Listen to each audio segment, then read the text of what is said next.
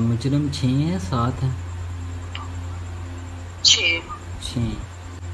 फ़ी फ़ी मुजरम को अंदाज़न कितना, मतलब है कि अगर समझौते के लिए लिया जाए, अगर अंदाज़न, क्योंकि ज़्यादा तौर पे वो गरीब ही हैं, सब पता है ना, तो अंदाज़न कितना हाँ, को। मुश्किल से इन्होंने 5-5 लाख करना है।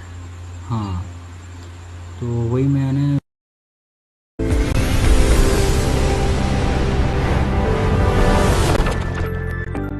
ये 7 है वो कि मुजरम 6 है 7 है?